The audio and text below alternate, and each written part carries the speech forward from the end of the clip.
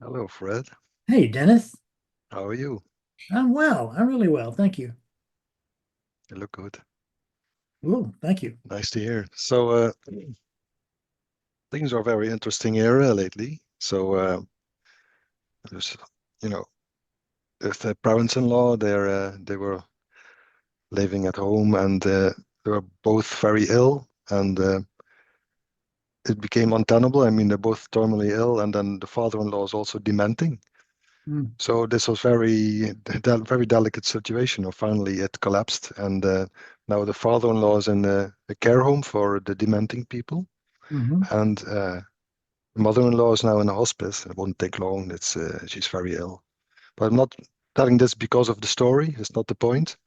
The point is the reflection that comes from it, because you, it always amazes me to see the role of memory when it comes to personality and everything.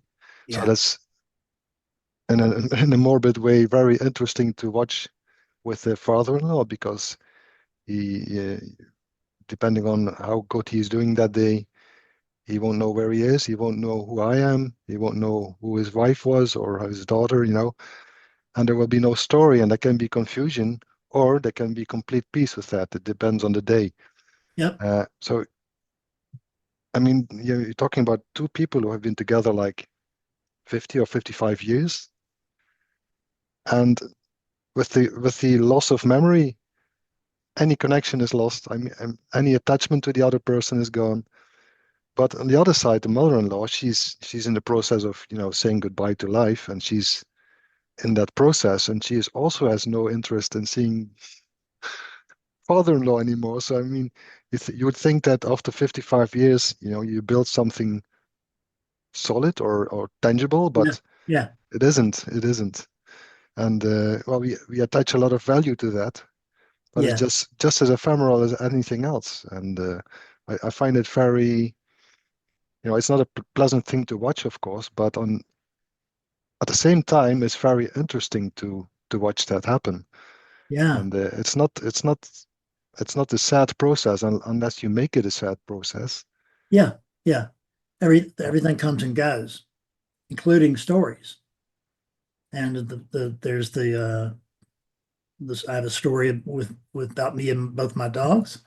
I have a grander story about Betsy and I. But a good question to ask ourselves now or any other time really is, who would I be without my memory? Without memory, what would I be? Who would I be? What would I know? And actually, I would know this, but I wouldn't know what it was, which is pretty much my position all the time anyway. The the unit has memory. Fredness, there's memory. I remember Betsy's name. I remember Dennis's name. I remember what Darren looks like. But awakeness has no memory. It doesn't need it. There's no past. It doesn't have any projections because there's no future. This is sufficient, and that's the truth. Is that this is always sufficient.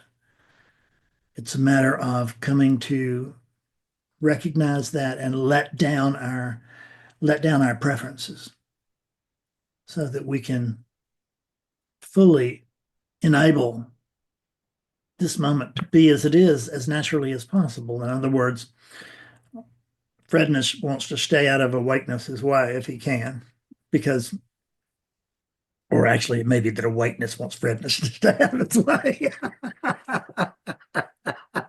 And that's hard to pull off. It's a testy unit.